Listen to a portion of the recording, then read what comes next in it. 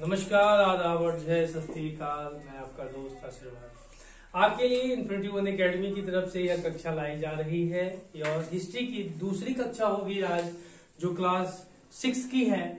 और मैंने कहा था कि जितने भी एनसीईआरटी है वो सारे कवर करवा जाएंगे, प्लस में आपको इंग्लिश ग्रामर भी कवर करवाई जाएगी। यह पेशकश आपके लिए बिल्कुल मुफ्त है और यह मुफ्त ही होगा जो आपके लिए पेशकश लाई जा रही है, जिसमें आज हिस्ट्री की हम दूसरी चैप्टर देखेंगे, जिसमें कहते हैं आखेटक खाद्य संग्रह से भोजन उत्पादन तक। जो संग्रह करते थे वह उत्पादन करने लगे, वह प्रोडक्शन करने लगे। हम इसके बारे में चर्चा करेंगे। Do you understand? संग्रह से उत्पादन तक देखते हैं इसमें क्या कहता है। आरंभिक मानव, अर्लियर ह्यूमन, जिसको हम लोग कहते हैं ह्यूमन, जो प्रारंभिक मानव है, प्रारंभिक मानव की अगर हम बात करते हैं, ध्यान दीजिएगा, जिसमें कहता है कि आरंभिक मानव या प्रारंभिक मानव आखिर वे इधर उधर क्यों घूमते थे।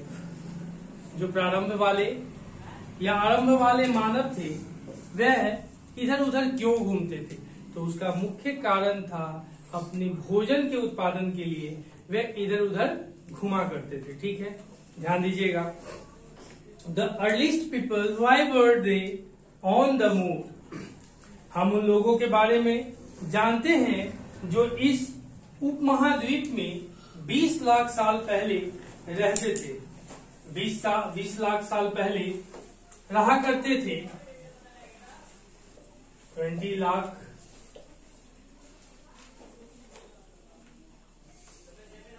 ईयर एगो वह यहाँ पे रहा करते थे। मतलब उनके रहने की साक्ष्य 20 लाख साल पहले से प्राप्त होती है। उसके बाद कहता है आज हम उन आखेटक खाद्य संग्राहक के नाम से जानते हैं।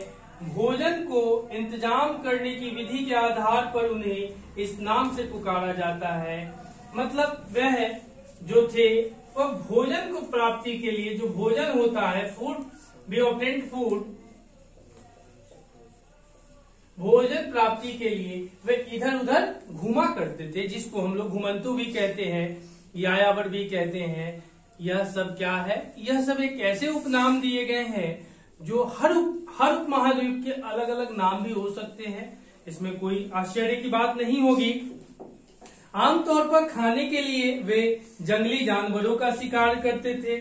मतलब इनके जो भोजन थे उनमें एग्जाम्पल में जंगली जानवर हो सकते थे, वाइल्ड एनिमल जिसको हम लोग कहते हैं,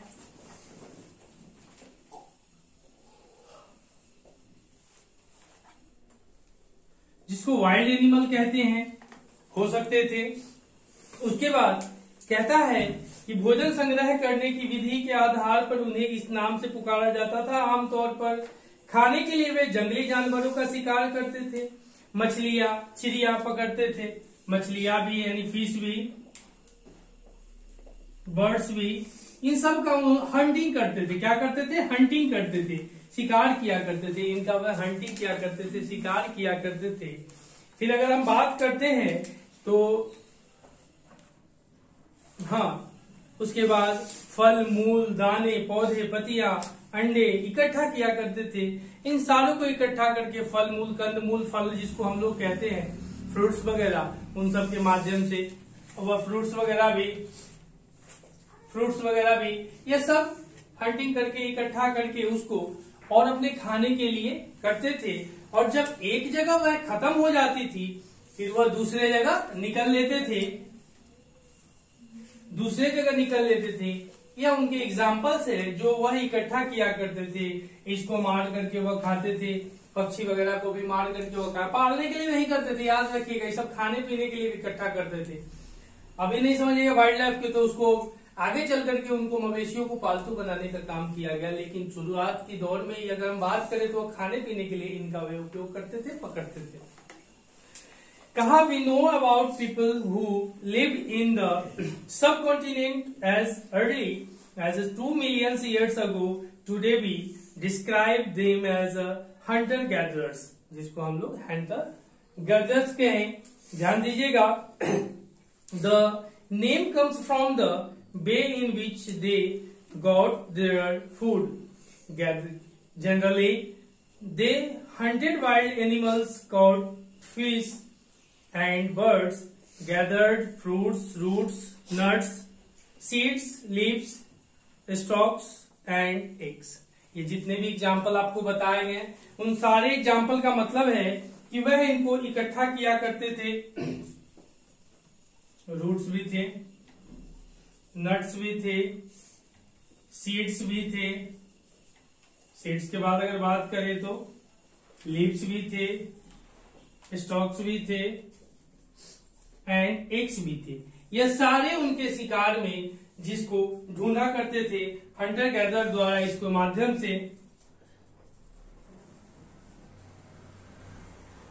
माध्यम से वह इनकी खोज करते थे। ठीक है, आगे बढ़ते हैं। आखेटक खाद्य संग्राहक समुदाय के लोग एक जगह से दूसरी जगह पर घुमा करते थे। या जो इसको आखेटक जो समुदाय थे, आखेटक खाद्य संग्राहक जो लोग थे, यह स्थान पे स्थान, एक स्थान से दूसरे स्थान घुमा करते थे। मतलब ये इकट्ठा होकर के एक स्थान पर निवास नहीं करते थे। और इससे पहले वाले अध्याय में हमने पढ़ाया था, तो आपको बताया था यह इमली के पेड़ के नीचे जमीन में गड्ढा खन के इन सब के माध्यम से अपने निवास स्थान को बनाए रखते थे। आज की तरह महल नहीं हुआ करती थी, बिना महल के रहा करते थे। ठीक है, ध्यान दीजिएगा। आगे फिर कहता है Hunters gatherers moved from place to place. There are many reasons for this. First reason अगर हम बात करें तो फूड की प्राप्ति के लिए एक स्थान से दूसरे स्थान। उसके बाद कभी कभी वह पेड़ों पर भी रहते थे। कारण था कि जो जंगली जानवर हुआ करते थे उनसे अपनी सुरक्षा के लिए भी वह पेड़ों पर रहा करते थे। बहुत सारे कारण हो सकते हैं। आवास के लिए भी एक स्थान पर जैसे बारिश हुआ तो बारिश के कारण पानी भर गई, तो जमीन में गड्ढा जो उनका खना हुआ था वो भर गया पानी, जिसके कारण से वह दूसरी जगह गड्ढा खन के रह सकते थे। इमली का पौधा जहां था, कभी कभी पौधा गिर गया, कुछ हो गया, उसके कारण भी हुआ दूसरे पौधों के पास जाकर के अपने निवास स्थान को बनाए रख सकते थे। बहुत से कारण हो सकते हैं। अगर आप थोड़े भी बुद्धिजीवी व्यक्ति हो तो आप उसके बारे में सोच सकते हो। You have lots of things. आगे पहला कारण यह एनसीईआरटी अकॉर्डिंग नहीं, मैंने जो कहना था कह दिया। कहा पहला कारण यह कि अगर वे एक ही जगह पर ज्यादा देर तक रहते तो आसपास के पौधों, फलों, जानवरों को खाकर समाप्त कर देते, यानी खाना समाप्त होता था, दूसरी जगह पे वो जाकर के रहते। फिर उसके बाद ध्यान दीजिएगा, first if they had stayed at one place for a long time they would have eaten up all the available plant and animals resources. Therefore, they would have had to go elsewhere in search of food. ठीक है, समाप्त हुआ। समाप्ति के बाद उन्होंने दूसरी जगह जाकर के उनकी खोज के लिए अपना कार्य प्रारंभ किया। फिर यह पहला कारण था कि फूड समाप्ति हो गई। अगर कारण पे अगर लिखते चले थोड़ा, अगर कारण की बात करें तो फर्स्ट कारण इसमें जो खाना था, खाना समाप्त हुआ। समाप्ति के कारण फर्स्ट कारण में जो भोजन है, खाना या भोजन लिख दीजिए, कोई दिक्कत नहीं है, भोजन जिसको फूड भी कह दो, इनकी समाप्ति के बाद वह एक स्थान से दूसरे स्थान पर जाकर के मजबूरी हो जाती थी। कभी यहाँ जितने भी आम का समय आया, आम के समय में देखते हो कि एक व्यापारी, गांव में ज्यादा मजा आता है, शहरों में तो आम है ही कहाँ, पत्ता खोजने के लिए 200 किलोमीटर जाना पड़ेगा, जो स्थिति है।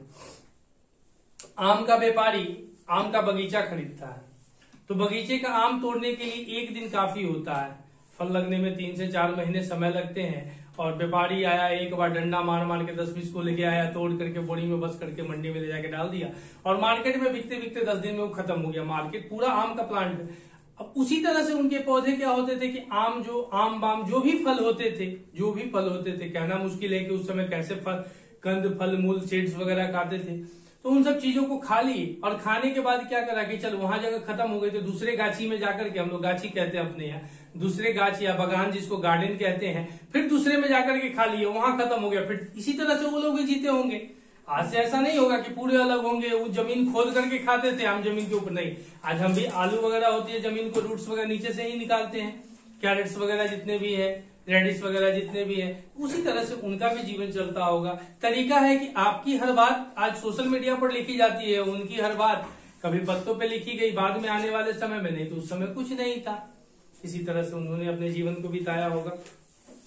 आगे उसके बाद सेकेंड में, यह जानवर अपने शिकार के लिए या फिर हिरन और मवेशी अपना चारा ढूंढने के लिए एक जगह से दूसरी जगह जाया करते थे, इसलिए इन जानवरों का शिकार करने वाले लोग भी इनके पीछे पीछे।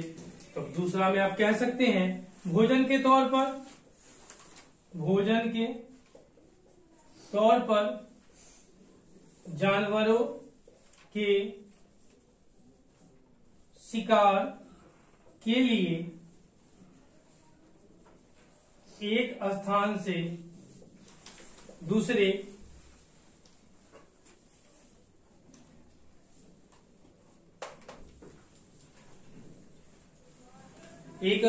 दूसरे स्थान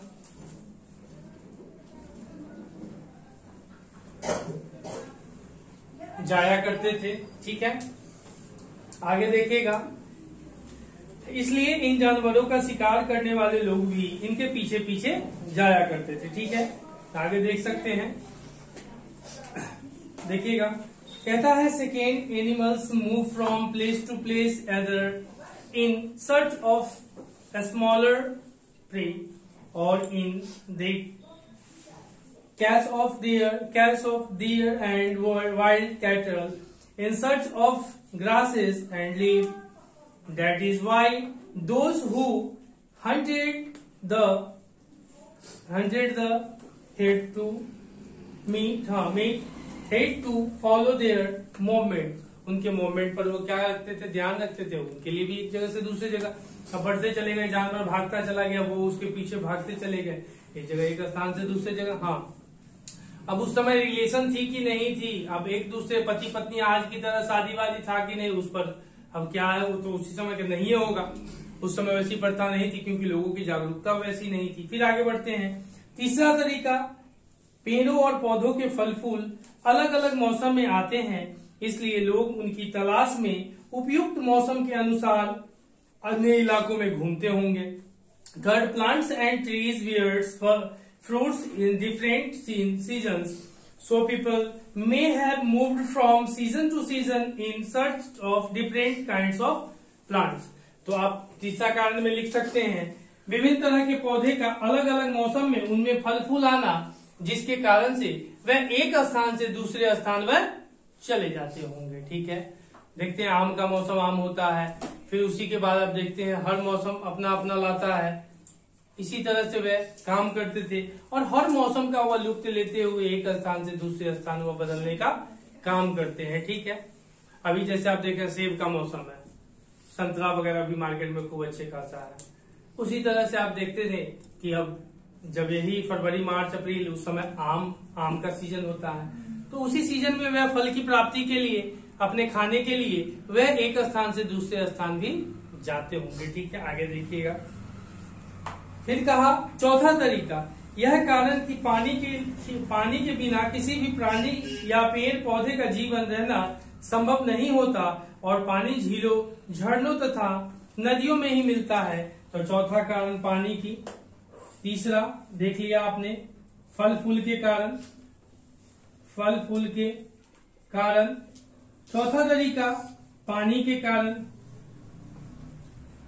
पानी कारण मतलब उसकी प्राप्ति के कारण। हाँ, पानी की प्राप्ति के कारण, इसके लिए आप इसको कह सकते हैं। ठीक है, आगे देखिएगा, अब है आरंभिक मानव के बारे में जानकारी कैसे मिलती है। How do we know about this people, how do we know about people. अब मान के देखिएगा, यह सारी चीजें तो उन घटनाओं को बताती है कि किस तरह से वह एक स्थान से दूसरे स्थान पर जाया करते थे। अब हम उन घटनाओं को देखते हैं कि उन मानवों की जानकारी हमें किन साक्ष्यों और प्रमाणों से मिलती है। तो यह कहना अभी दिक्कत होगा, क्योंकि सही तरीका उनका मानवों के, अगर हम बात करें तो उस समय नामुमकिन था कि किस तरह से उनके बारे में जानकारी मिलती है, न लेखा जोखा था, न कुछ प्रमाण था। ठीक है, आगे बढ़िएगा, चलिए आगे देखिएगा।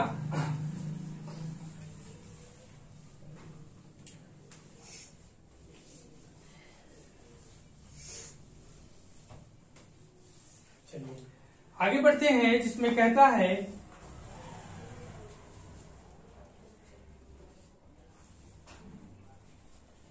आरंभिक मानव के बारे में। कहता है पुरातत्वविदों को कुछ ऐसी वस्तुएं मिली हैं जिनके निर्माण और उपयोग आखेटक खाद्य संग्राहक किया करते थे।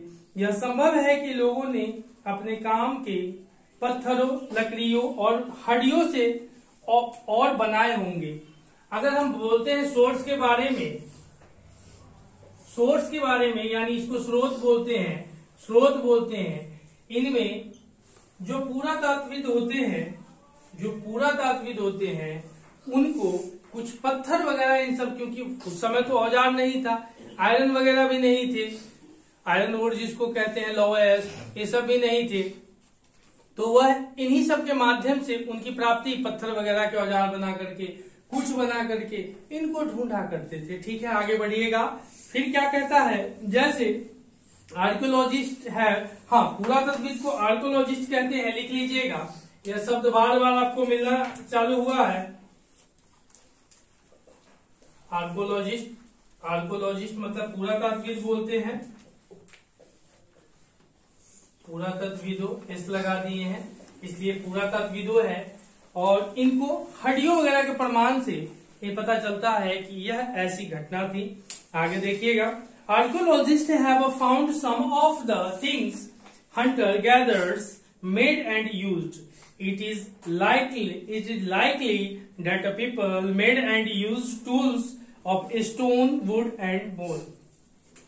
Example में stone, wood, WOOD, wood and stone, wood and bone मतलब हड्डी। इनको पुरातात्विक, इनके अध्ययन के माध्यम से, इनके स्टडिंग के माध्यम से वे बताते हैं कि हम उनके अर्लिस्ट मानव के जो मिले हैं उनके, और इसको जानने की विधि होती है कार्बन 14 एक विधि है जिसके माध्यम से हम पुरानी चीजों की जानकारी प्राप्त करते हैं, इकट्ठा करते हैं कि वह विधि कब की है, मतलब वह जो वस्तु मिली है वह कब की है, उसके बारे में हम इसकी जानकारी इकट्ठा करते हैं। ठीक है, आगे देखिएगा, कहता है कुछ हड्डियां या लकड़ियों के मुट्ठे लगाकर भाल और बाण जैसे हथियार बनाए जाते थे। कुछ औजार के लकड़ियों काटी जाती थी, कुछ औजार के लिए लकड़ियों काटी जाती थी। लकड़ियों का उपयोग ईंधन साथ साथ झोपड़ियां और औजार बनाने के लिए भी किया जाता था। उस समय भी लकड़ियों से औजार बनाई जाती है।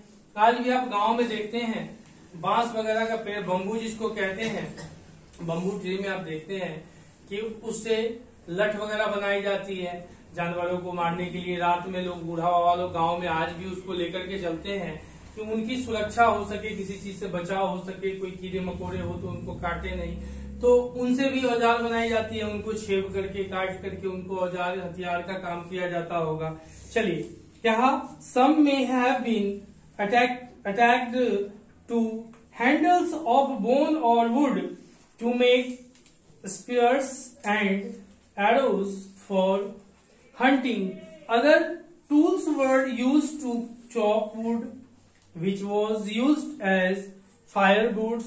Wood was also used to make hunts and tools. यह सारे माध्यम थे जो भी हंटिंग में लकड़ी, उससे जलावन का काम किया जाता था। यह सारे, आज भी लकड़ी का वही यूज है। आज तो घर बनाने वगैरह में आप लोग मल्टीनेशनल बिल्डिंग वगैरह जितने भी होते हैं उन सब इमारती में लकड़ियों का भी यूज अब आयरन का ज्यादा होता है, स्टील का ज्यादा होता है, लकड़ियों का यूज कम हुआ। एल्युमिनियम वगैरह का स्लाइड वाले गेट वगैरह, शीशे वगैरह में इन सब चीजों का ज्यादा यूज किया जाता है और इन सब माध्यमों से किया जाता है। चलिए, इनके बारे में आपने देखा। अब देखते हैं रहने की जगह निर्धारित करना। अब जो लोग रहते थे उनके रहने की जगह कैसे निर्धारित की जाती थी उसके बारे में चर्चा करते हैं। अब उनके बारे में choosing place to live in, जिसमें कहता है एक मानचित्र दिया होगा बुक में, दूसरा देख लीजिएगा। उसको देखने के बाद आपको उसमें पता चलेगा इस तरह का मानचित्र है, इस तरह का मानचित्र है। इसमें देखिएगा मैप 2 है जिसमें आपको विभिन्न जगहों के बारे में बताया गया है। आपको बुर्ज होम के बारे में ऊपर में बताया गया है जम्मू कश्मीर वाले एरिया में। पाकिस्तान वाले में आपको मेहरगढ़ के बारे में बताया गया है, पाकिस्तान का जो एरिया है। उसके बाद इसी तरह से आप देखिएगा पाकिस्तान में मेहरगढ़ की बात की जाती है, जम्मू कश्मीर में बुर्ज होम की बात की जाती है, इधर चिरांद वगैरह है आपको। फिर उसी तरह से कोल्डीवा है, उसके बाद महागाड़ा है, उसके बाद भीमबेटका आपको मध्य प्रदेश का इलाका है। भीमबेटका यह गुफा है, लगभग 5000 वर्ष पहले की उसकी बात होती है, जिसमें कहा जाता है जब पांडवों को वनवास हुआ था तो वही जगह निवास करने के लिए गए थे। भीमबेटका के लिए अच्छी जगह है, मैं एक बार जा रखा हूँ। उसी तरह से मुंबई है, मुंबई है, उसके बाद इमाम गांव है। इन सारे जगहों पे आपको मिलता है, देख लीजिएगा। कुरनूल केव्स है, उसके बाद ब्रह्मागिरी है, पयामल्ली है और हलवा है, सॉरी उसके बाद है हलाउल है। इन सारे जगहों से मैप 2 के बारे में जो इम्पोर्टेंट जगह है जिसमें आर्कोलॉजिस्ट साइट जिसको कहते हैं, यह उनको प्राप्त हुए हैं कि कहाँ क्या मिलता है। जरा बात करते हैं भीमबेटका के बारे में। जो भीमबेटका की गुफा है यह भोपाल उसकी कैपिटल है। वहां से तकरीबन 120 किलोमीटर के आसपास पड़ती है भीमबेटका की गुफा, 100 किलोमीटर समथिंग। और वहां से 185 भोपाल की राजधानी एमपी की राजधानी भोपाल से ही उसकी जो दूरी है भीमबेटका की आपको 120 किलोमीटर के आसपास पड़ती है। और 180 किलोमीटर के आसपास सांची की स्तूप यानी सांची स्तूप, सांची की गुफा वहीं आपको देखने को मिलता है। मध्य प्रदेश जो उसकी राजधानी है भोपाल, उससे इनकी दूरी है, ठीक है। उसके बाद आगे देखिएगा, वहां गए थे हम लोग तो बाइक लेकर के, फिर वहीं पे गए थे, उसके बारे में तब पता चला था। अच्छी जगह है, घूम सकते हैं, काफी पीसफुल है, शांति ज्यादा मिलेगी, ठीक है। आगे देखिएगा भीमबेटका एमपी, इस पूरा स्थल पर गुफाएं व कंदराएं मिली हैं। लोग इन गुफाओं में इसलिए रहते थे क्योंकि यहाँ उन्हें बारिश, धूप और हवाओं से राहत मिलती थी। ये गुफाएं नर्मदा घाटी के पास है, नर्मदा वैली है उसी के पास यह गुफाएं स्थित है। और इसमें ऐसे ऐसे गुफा बने हुए हैं ना, जैसे मान के चलिए पहाड़ है, ये पहाड़ है, ठीक है, और इसके नीचे में लोग रहने के लिए जगह बने हुए हैं। ऐसे करके ऊपर है, इस दोग में इतना बीच में खाना है, इसमें रहने के लिए लोगों के लिए जगह बने हुए हैं। काफी अच्छा लगता है, अगर देखने की दृष्टि से व्यू से जाओ, व्यू पॉइंट से जाओ अच्छा लगेगा, लेकिन उलूल जुलूल के दृष्टि से जाओ तो अच्छा नहीं लगेगा। वहां गार्ड तैनात होती है, अच्छा है, रख रखाव भी सही किया गया है भीमबेटका की गुफाओं का, ठीक है। आगे देखिएगा, कहा Bhimbetka in MP, this is an old site with caves and rock shelters. People choose these natural caves because they provided shelters from the rain, heat and wind. These rock shelters are chosen to the Narmada Valley. यह आपको Narmada valley के आसपास मिलती है, वहीं है, ठीक है। आगे देखिएगा, पूरा स्थल किसको कहते हैं? कहते हैं पूरा स्थल उस स्थान को कहते हैं जहां औजार, बर्तन और इमारतें जैसी वस्तुएं के अवशेष मिलते हैं, उसी को पूरा स्थल कहते हैं, ठीक है। जिसमें आपको औजार मिला, बर्तन मिला और इमारत के अवशेष जैसे मिलते हैं, उन सब चीजों को कहते हैं। ऐसी वस्तु का निर्माण लोगों ने अपने काम के लिए किया था और बाद में वे उन्हें बाहर वहीं छोड़ गए, क्योंकि अब मर गए तो छोड़ेंगे तो लेके जाएंगे अपने साथ, संभव ही नहीं लेके जाना, इसलिए वहीं छोड़ गए। और ये जमीन के ऊपर अंदर कभी कभी समुद्र और नदी के तल में भी पाए जाते हैं। जैसे कि रामायण काल की घटना है, राम सेतु आपने देखा था, माता सीता को लाने के लिए पत्थर डूब जाते थे, तो पत्थर जब डूब जाते थे तो उसके लिए उस पर श्री राम श्री राम श्री राम करके उस पे लिखा गया कि वो पत्थर नहीं डूबे। और एक बार की घटना है, श्री रामचंद्र के गुरु उनके एक शिष्य थे श्री रामचंद्र के, और हनुमान जी उनको उनकी माता अंजना ने वचन दे दिया कि अगर उस राजा दौड़ते हुए, वह राम के भक्त थे, राजा दौड़ते उड़ते उनके अंजना माँ के पास गई कि मुझे माता बचा लो बचा लो, तो कुछ समझी नहीं कि किसके विरुद्ध है क्या है, तो वचन दे दी कि नहीं मैं आपके प्राणों की रक्षा करूंगा, इसके लिए मुझे हनुमान को कही। तो हनुमान जी कहे कि माता जो भी हो जाए। अब उनको युद्ध करना पड़ गया हनुमान श्री रामचंद्र से, और बहुत बड़े भक्त थे, बहुत बड़े भक्त थे। तो उन्होंने उसी समय पता चला, तो माता पार्वती शिव जी से कहती है कि प्रभु आप कैसे कहते हैं कि राम से बड़ा राम का नाम है। तो उसी समय आप देखते हैं कि माता जो पार्वती रहती है कहते रुकिए हम आपको बताते हैं। तब जब हनुमान जी एक तरफ खड़े हो जाते हैं, उनको सारी बाण चलाने का सब बाण चला देते हैं रामचंद्र जी, लेकिन बस उस श्री राम के जप से कुछ नहीं हो पाता है। तो उसी समय पार्वती जी को शिव जी कहते हैं देख लिया राम से बड़ा राम का नाम है, राम से बड़ा राम का नाम है, इसलिए कहा जाता है राम से बड़ा राम का नाम। तो उस जगह पे तब पता चला था, इसीलिए राम नाम उस सेतु पर लिखा गया था। जो पत्थर, जो लोग राम की सेना वहां गई थी, जो सुग्रीव राम इन लोगों की सेना गई थी माता सीता को छुड़ाने, युद्ध लड़ने के लिए, तो वही पत्थर पर चढ़ करके गई थी, जिसके अवशेष भी मिले हैं, अवशेष भी मिले हैं। ठीक है, श्रीलंका वाला जो पोर्शन है वहां पे, और हाँ वो आपको अवशेष भी उसके मिले हैं। तो आगे बढ़िएगा, फिर कहता है ध्यान दीजिएगा, उसके बाद नाम और तिथियां। हम अब नाम और तिथि की बात करते हैं,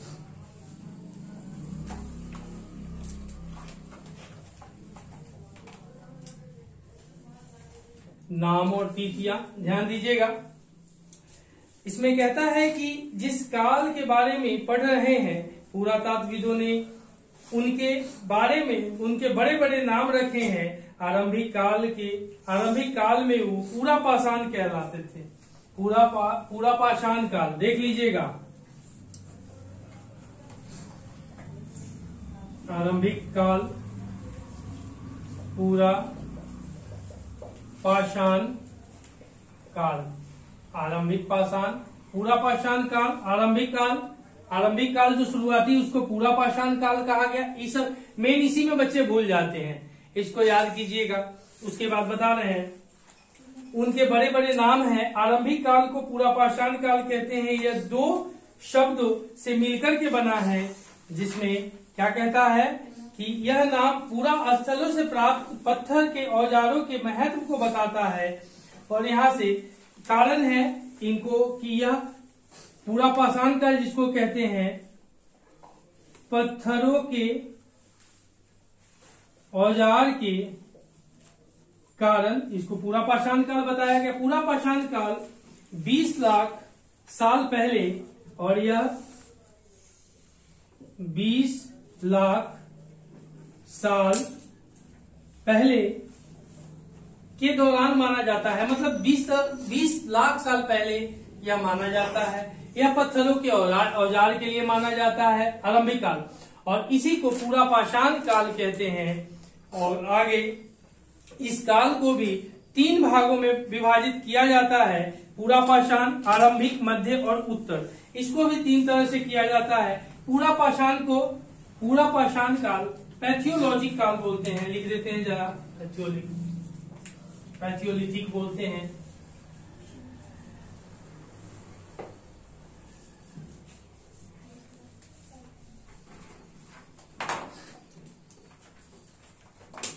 लिखिएगा मेरे प्यारे मित्रों, मजाक में मत लीजिएगा, बचपना में पढ़े नहीं होंगे तो यहाँ काम आपका आ जाएगा।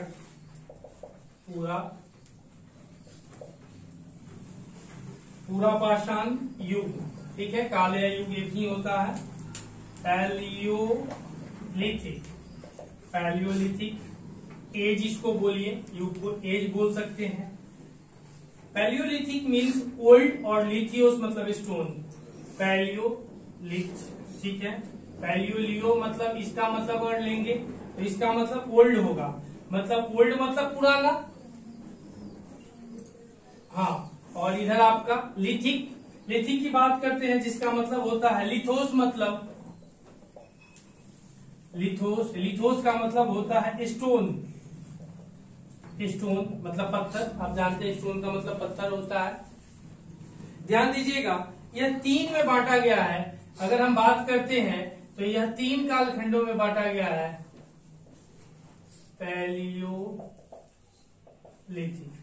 पैलियोलिथिक की बात करते हैं, लोअर, मिडिल और आप देखिएगा अपर। लोअर, मिडिल और अपर। लोअर, मिडिल और अपर जिसको हम आरंभिक बोलते हैं, आरंभिक, मध्य और उत्तर, ये 3 में इसको बांटा गया है। मानव इतिहास लगभग 99% कहानी इसी काल के दौरान घटी है। अगर मानव इतिहास की बात करेंगे तो मानव इतिहास यानी ह्यूमन हिस्ट्री 99% जो घटना घटी है इसी काल से घटी है। 99% इसी काल से घटी है। अगर पूरे बात करते हैं पैलियोलिथिक, जिसको हम लोग पूरा पाषाण युग कहते हैं, इसमें ओल्ड है, लिथियस है, लोअर, इन तरह से इसको 3 भागों में बांटा गया है। ठीक है, आगे देखते हैं, समझ में आ रहा होगा। देखिएगा, कहता है archaeologist have given lengthy names for the time that we are studying. They call the earliest period and palaeolithic. This comes from 2 Greek words. Paleo means meaning old and lithium means stone. और ये Greek word है, इसको याद रखिएगा। It's called Greek word, it's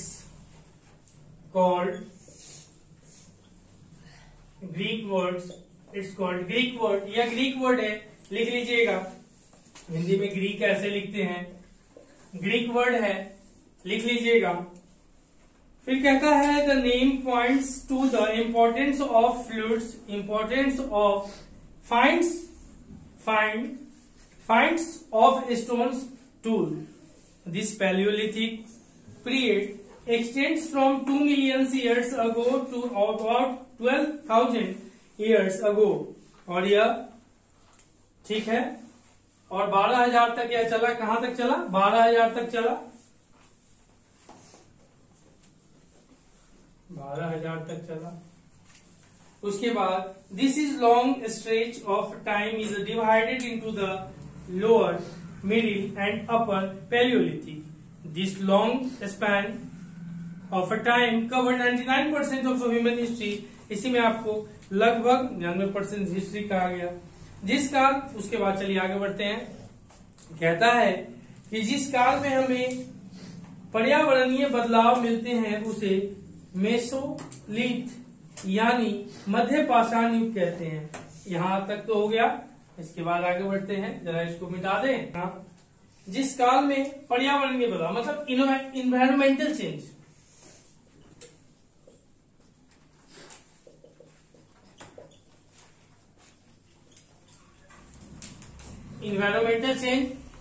इस काल में मिलते हैं।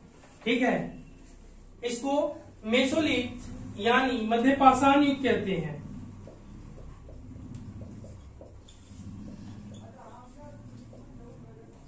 यानी मध्य पाषाण युग कहते हैं मेसोलिथ। इसका समय लगभग 12,000 साल से 10,000 साल तक यह सब बीसी में चल रहा है, बिफोर क्राइस्ट में चल रहा है।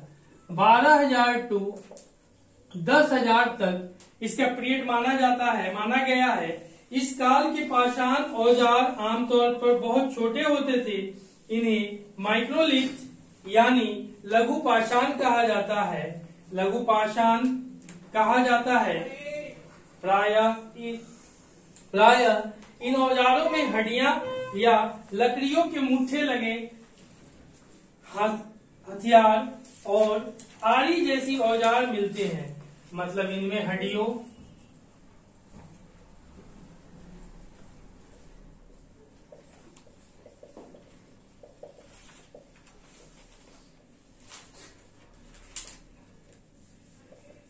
लकड़ियों के मुट्ठे लगे औजार मिलते हैं और साथ साथ पूरा पाषाण युग वाले औजार भी इस दौरान बनाए जाते थे।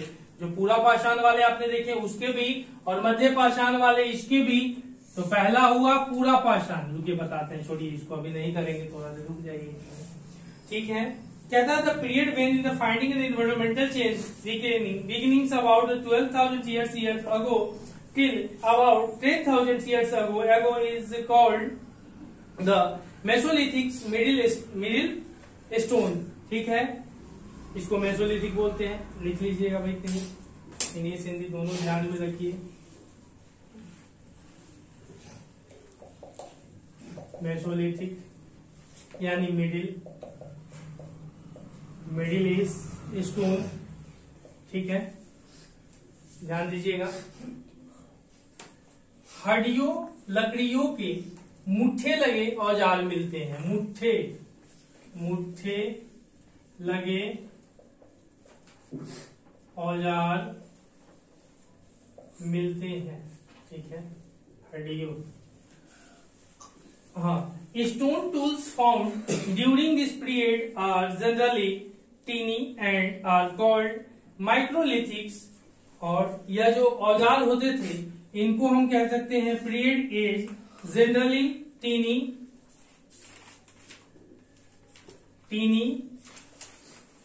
And are called microliths.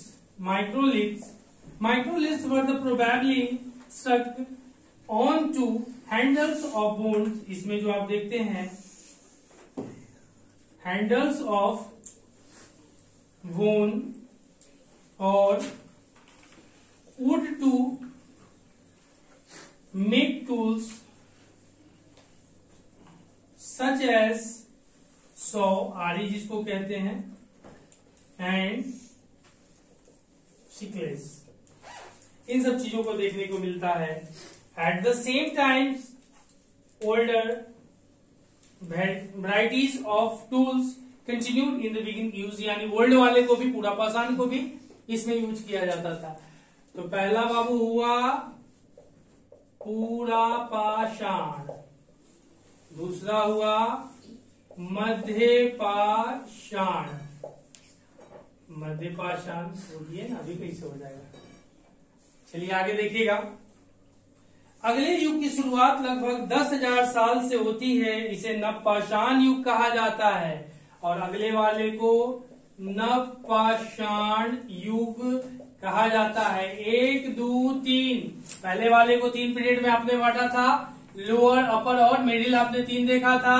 आपने फिर उसके बाद मेसोलिथिक को देखा और उसके बाद नवपाषाण युग, और इसकी शुरुआत 10,000 साल पहले, 10,000 वर्ष से प्रारंभ होती है। और नवपाषाण क्या है, मतलब है, होता है the next stage from about 10,000 years ago is known as the neolithics and do things. The terms neolithic means, इसका मतलब होता है नियोलिथिक, इसका मतलब इंग्लिश में लिखते हैं नियोलिथिक से लिखते हैं, लिख लीजिएगा, नोट डाउन करते चलिएगा। तीनों एज का कल पूछेंगे, अगर नहीं मैसेज कमेंट आपको करना है, अगर नहीं किए तो फिर आप लोग को सोचिएगा, ठीक है। आगे बढ़ते हैं। हमें कुछ स्थानों के नाम दिए हैं, अगले अध्यायों में तुम्हें ऐसे अनेक नाम मिलेंगे।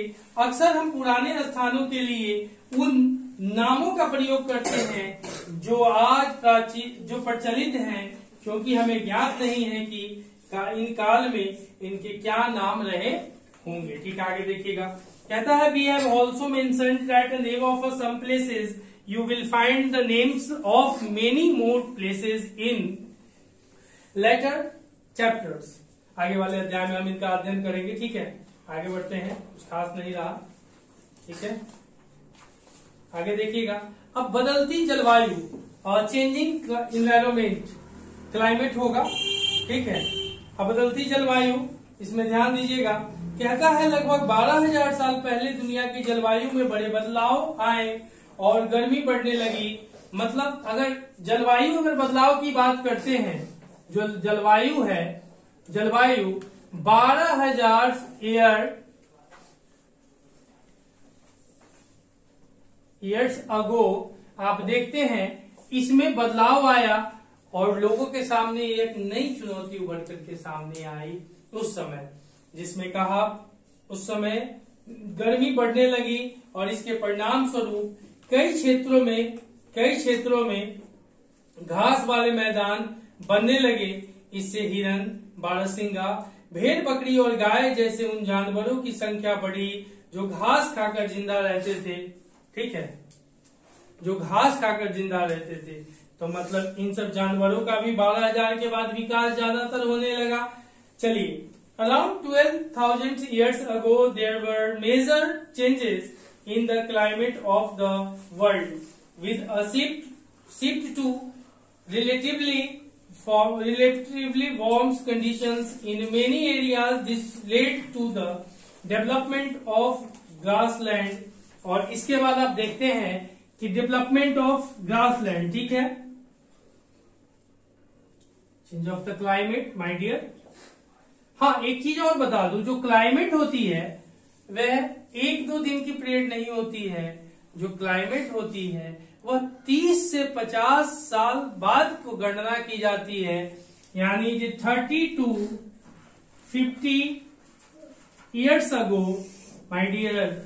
मौसम, इन सब चीजों को, मौसम हो गया, आप देखते हैं वेदर हो गया, यह सब सप्ताह 2 दिन 1 दिन का होता है। लेकिन क्लाइमेट 30 साल एक जैसी दशा अगर किसी क्षेत्र की होती है उसी को हम लोग क्लाइमेट कहते हैं, उसी को क्लाइमेट। तो उसी के बारे में कह रहा है, 12,000 साल पहले की घटना कह रही है, उसके बाद 12,000 साल बाद फिर हम लोग उसको देखने को तत्पर हुए हैं। ठीक है, आगे देखिएगा।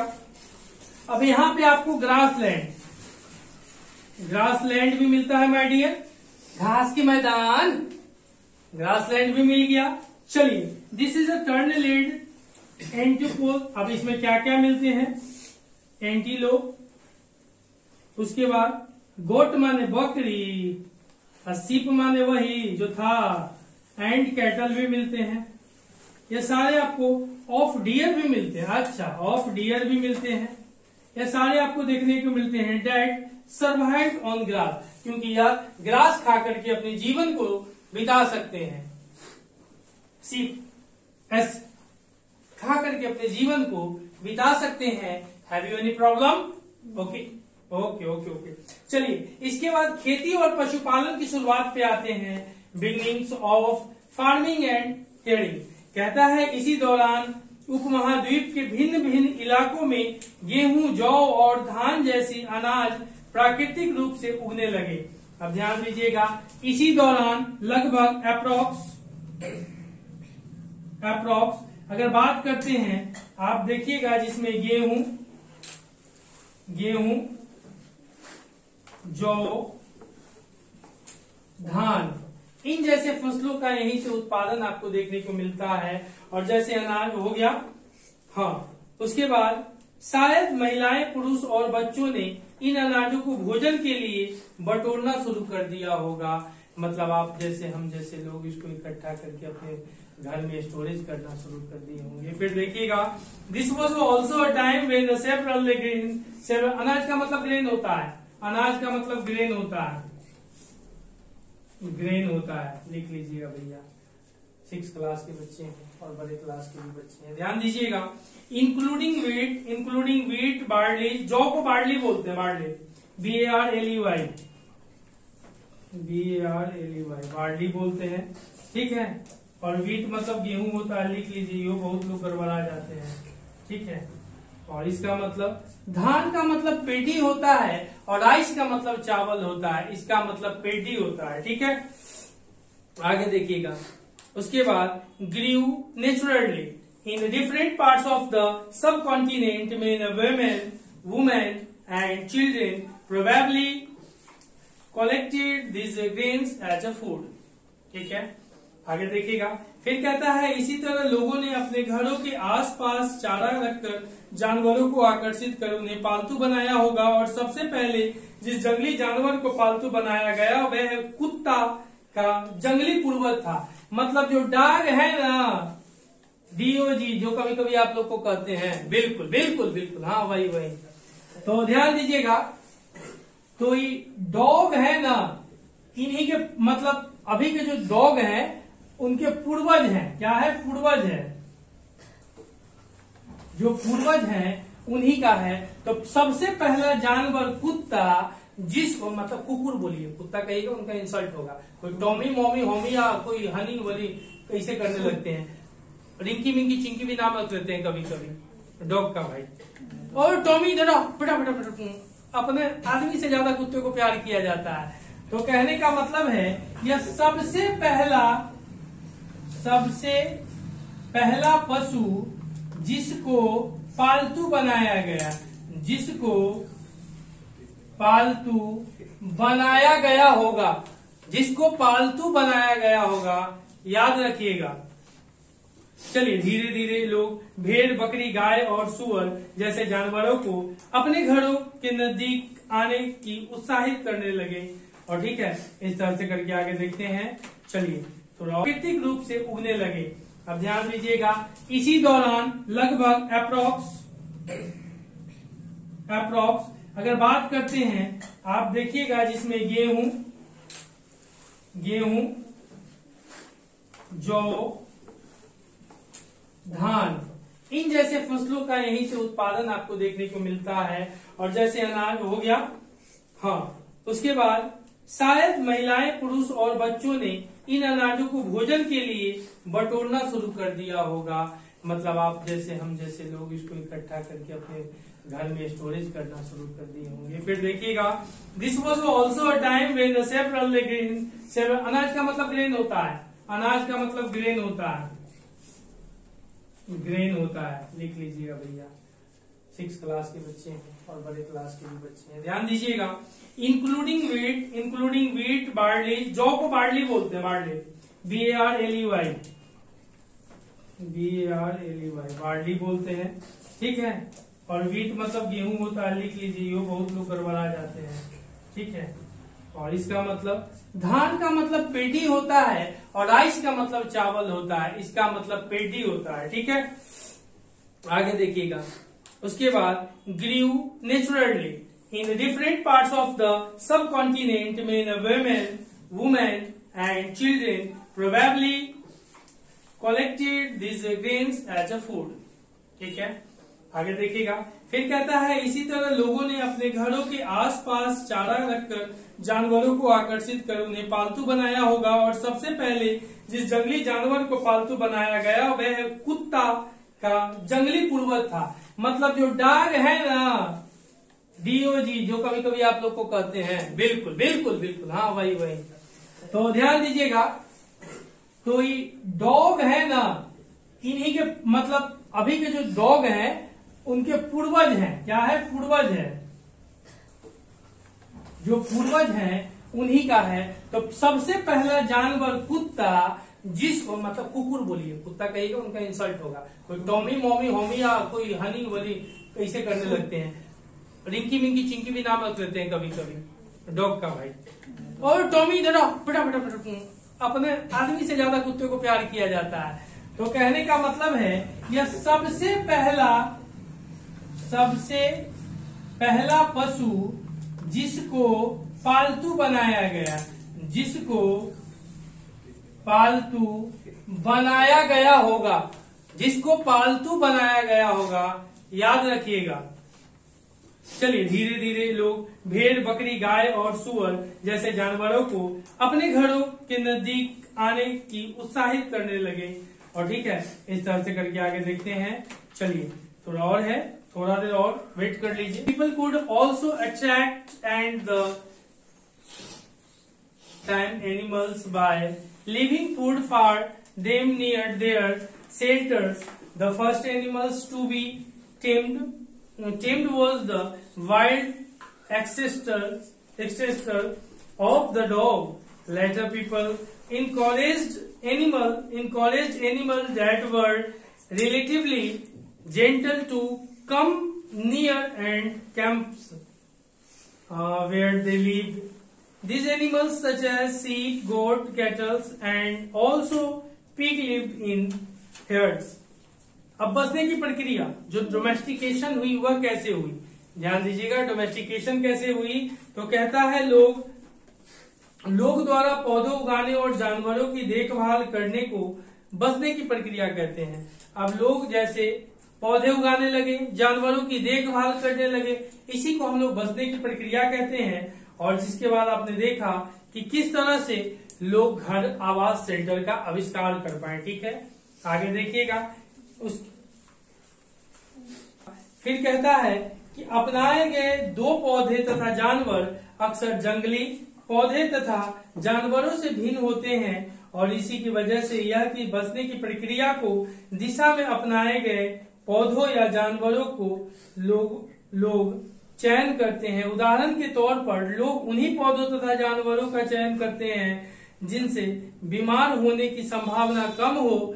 यही नहीं, लोग उन्हीं पौधों को चुनते हैं जिनसे बड़े दाने वाले अनाज पैदा होते हैं, साथ ही जिनके मजबूत डंडे अनाज के पके डंड उसके जैसे गेहूं वगैरह इन सब चीजों को फिर देखिएगा पके होने भार को संभाल सके। ठीक है, इसी तरह से है इन संभाल सके।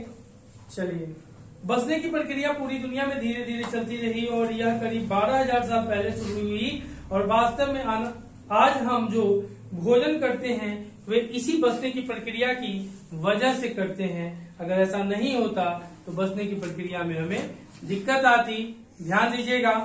फिर कहता है कि कृषि के लिए अपनाई गई सबसे प्राचीन फसलों में गेहूं तथा जौ आते हैं, जिसको व्हीट एंड बार्ली कहे थे। यह गेहूं सबसे प्राचीन है जो हम बात करते हैं। गेहूं एंड जौ यह सबसे प्राचीन है जिसको लोगों ने उपजाया था फसल के तौर पर। आगे बढ़ते हैं। उसी तरह सबसे पहले पालतू बनाए गए जानवरों में कुकुर, भेड़ और बकरी आते हैं। कुकुर, भेड़ और बकरी आते हैं।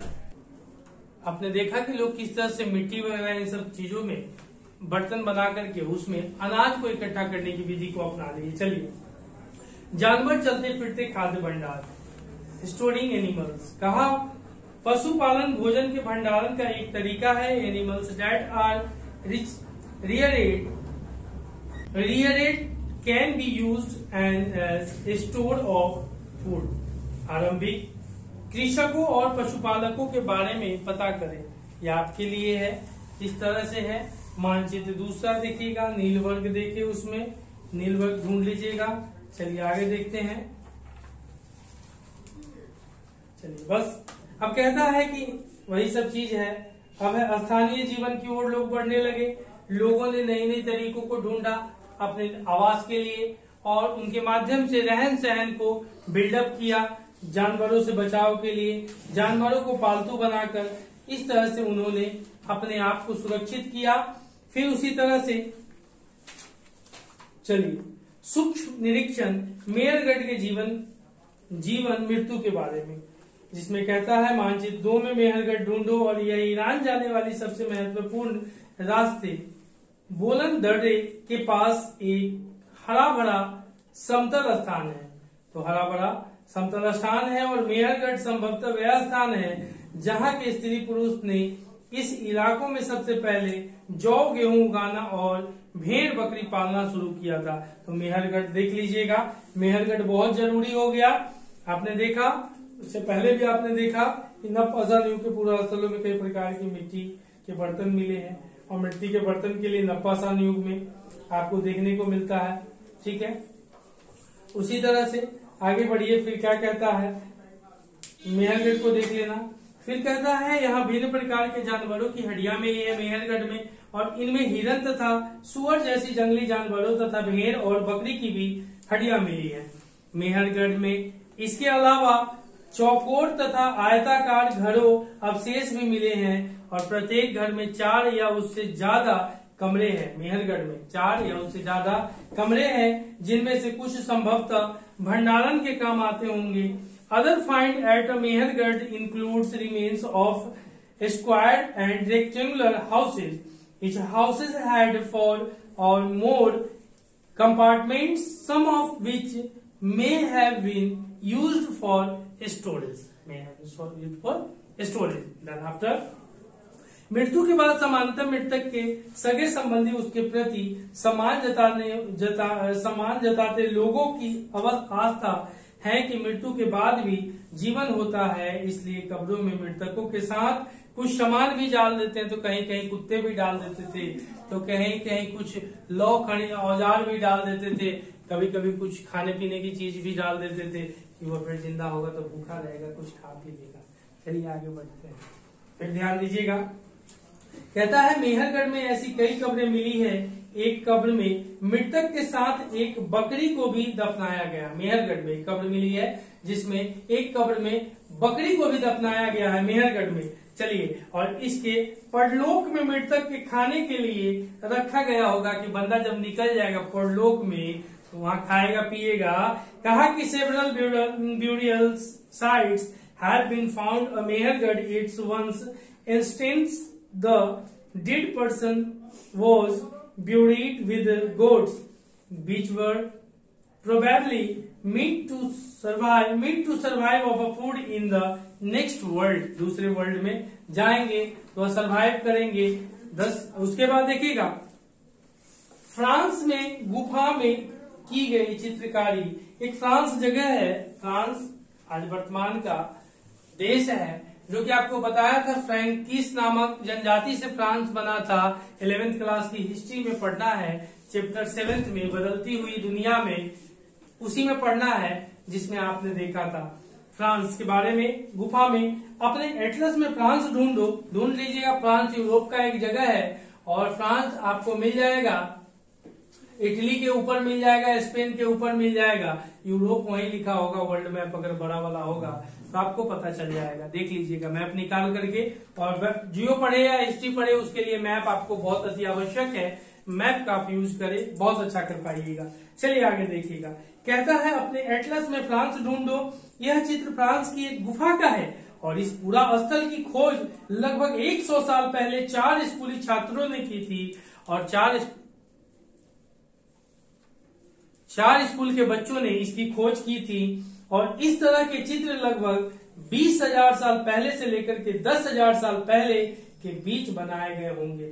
मतलब यह प्रमाण माना जाता है जो चित्र गुफा में बनाई गई होगी वह 20,000 से लेकर के 10,000 तक यह चित्र बनाई गई होगी। ध्यान दीजिएगा आगे। फिर कहता है कि इनमें कई जानवरों के चित्र हैं और इनमें जंगली घोड़े, गाय, भैंस, बकरी, रेंडी, जंगली, इनमें आप चित्र में देखिएगा जंगली घोड़े, गाय, भैंस, गैंडा, रेनडियर और बारहसिंगा और सुअरों को गहरे चमकीले रंगों में चित्रित किया गया है। चलेंगे कभी हम लोग फ्रांस, वहीं देखेंगे। आगे बढ़ते हैं। इन रंगों को लौह अयस्क और चारकोल जैसी खनिज पदार्थों से बनाया जाता था। यह संभवतः कि इन चित्रों को उत्सवों के अवसर पर बनाया जाता था या फिर इन्हें शिकारियों द्वारा शिकार पर निकलने से पहले कुछ अनुष्ठानों के लिए बनाया जाता था।